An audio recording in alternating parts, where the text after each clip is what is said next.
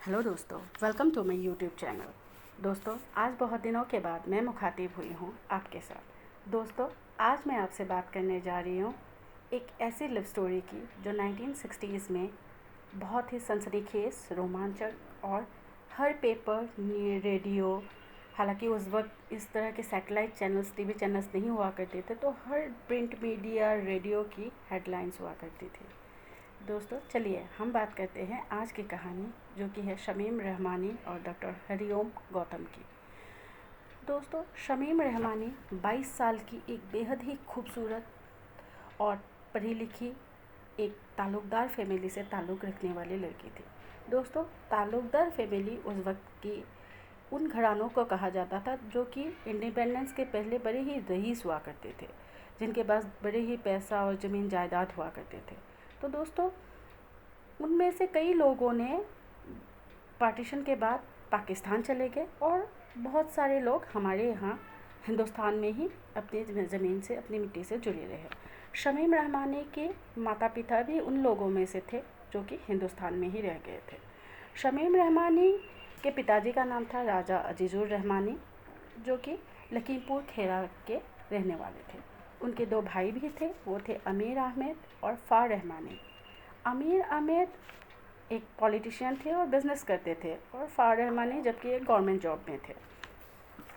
दोस्तों, 1966 में मई के महीने में कुछ ऐसा हुआ कि शमीम रहमानी के पिताजी राजा अजीज़ुर रहमान को डॉक्टर के पास जाना पड़ा, उनके किसी शारीरिक दिक्कत की वजह से, और वो एडमिट हुए लखनऊ के बलरामपुर हॉस्पिटल में।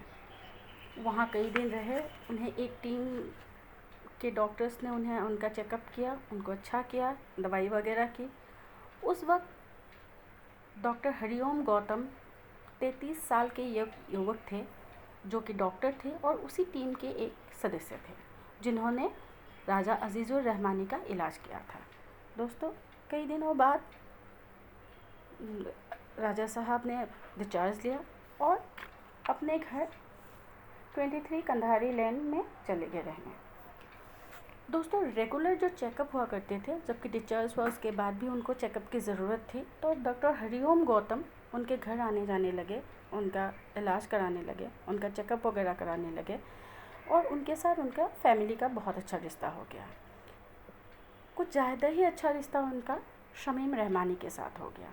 शमीम रहमानी के साथ वो घंटों बैठते, बातें करते, और घर वालों को भी इस बात पे ज़्यादा कुछ दिक्कत नहीं हुई। जबकि आस पड़ोस के लोग हमेशा ये बातें करते थे कि ये डॉक्टर साहब हमेशा आते हैं और शमीम रहमानी के साथ इतने घंटों बैठते हैं, जबकि ऐसा था कि वो रोज़ तो आते ही थे, लगभग कभी एक दिन में 2-4 बार भी आ जाया करते थे। दोस्तों, इसी तरह साल भर बहुत अच्छा बीता। शमीम रहमानी डॉक्टर साहब के साथ बड़ी खुश रहने लगी। वो घंटों अपने घरों में बातें करते, रेस्टोरेंट में जाते, फिल्म वगैरह देखते, और यहाँ वहाँ घूमने लगे अपना एक स्कूटर में। और ये बातें आस पड़ोस के सब लोगों को पता थी, क्योंकि मैंने जैसे कहा, उस वक्त के लखनऊ और आज के लखनऊ में बड़ा फ़र्क है।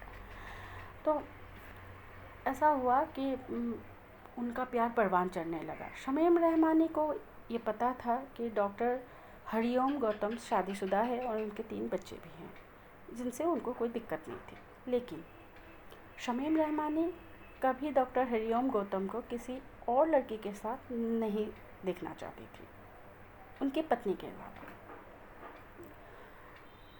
एक वक्त ऐसा आया, साल भर उनका रिश्ता बड़ा चला, वो यहाँ वहाँ घूमने लगे, उनके घर वालों को भी कोई दिक्कत नहीं थी, सब अच्छा चल रहा था। लेकिन करीबन 1 साल बाद धीरे धीरे डॉक्टर हरिओम गौतम थोड़ा कम आने जाने लगे, बातें वगैरह कम होने लगी, तो उनके रिश्तों में थोड़ा बहुत कमियां दिखने लगा।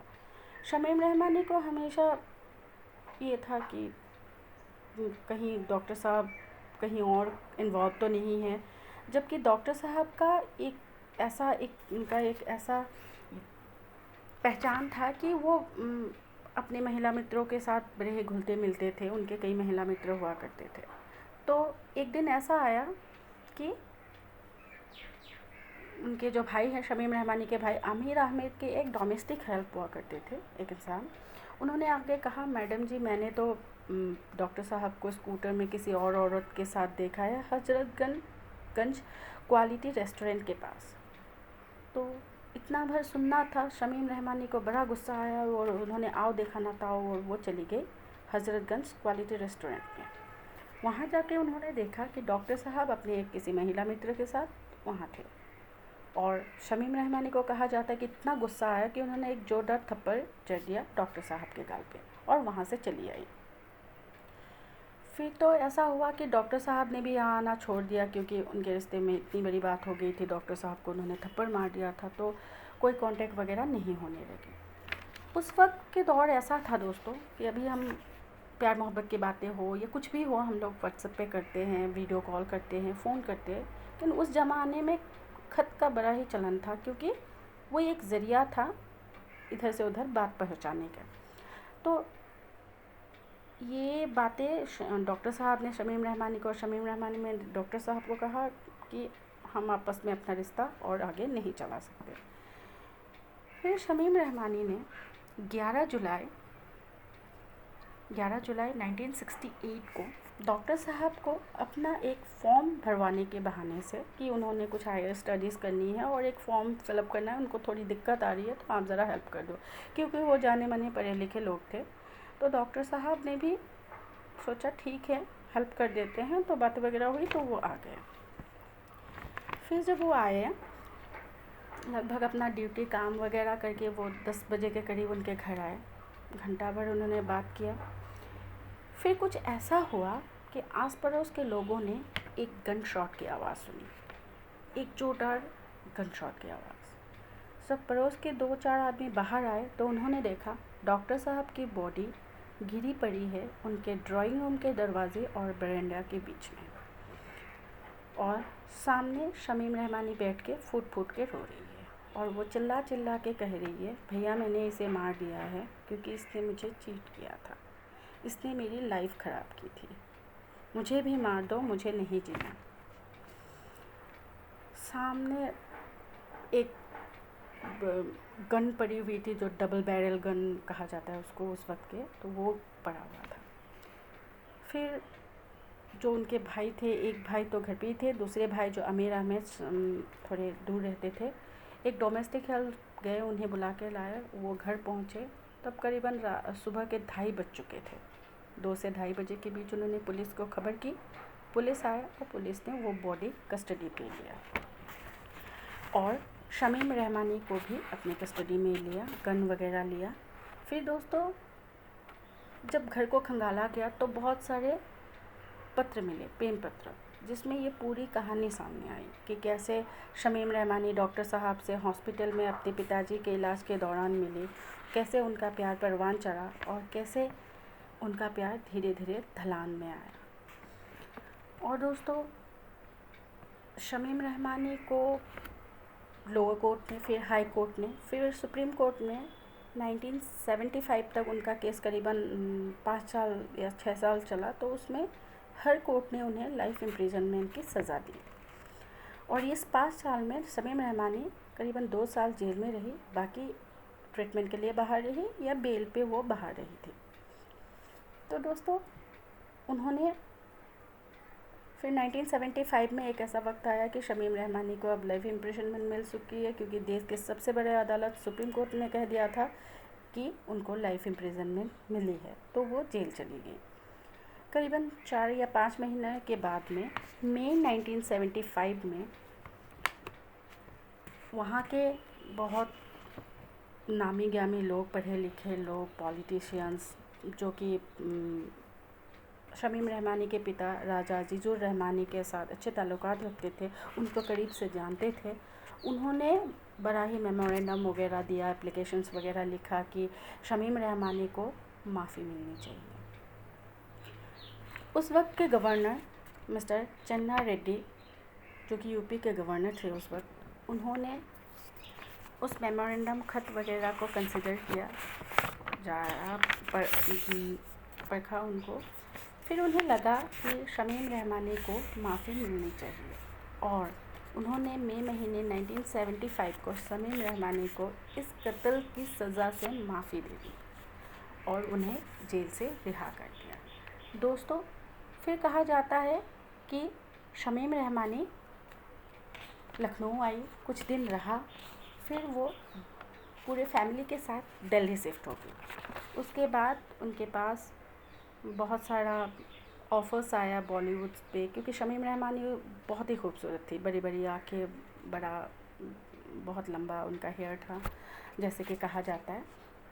तो उनको बड़ा सारा ऑफ़र आया जो कि उन्होंने डिक्लाइन कर दिया और वो एक गुमनाम की ज़िंदगी दिल्ली में बिताने लगी।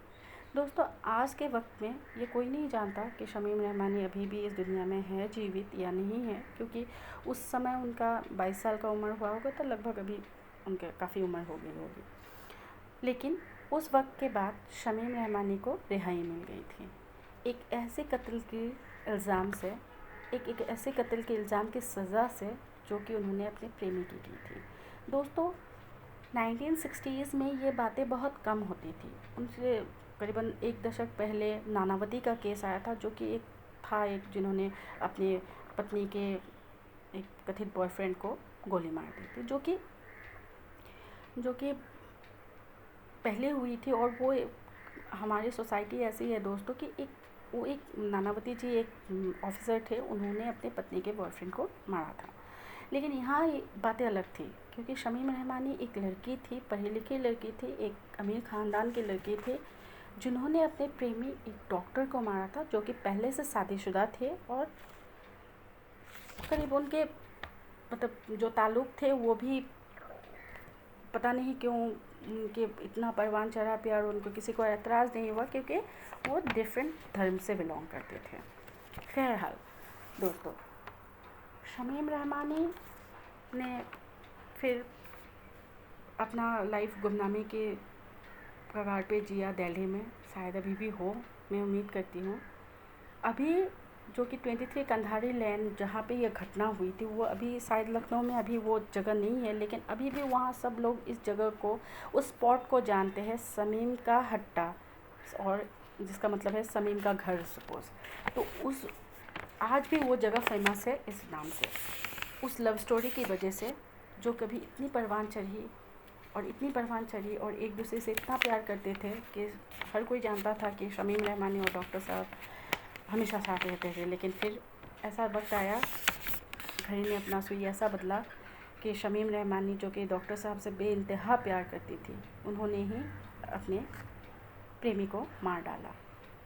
दोस्तों, मेरी ये दूसरी वीडियो है और शायद मैं आप लोगों से उस तरह नहीं बता पा रही हूँ इस वीडियो को जैसे कि बोलना चाहिए था, लेकिन मैं कोशिश करूँगी कि मैं सुधारूँ। और अगर आपको लगे कि कोई बात है जो मैं सुधार सकती हूँ तो प्लीज़ मुझे कमेंट्स में बताइएगा। और आपको अगर अच्छा लगे, वीडियो सुनने में पसंद आए, तो प्लीज़ चैनल को सब्सक्राइब ज़रूर कीजिएगा। Thank you.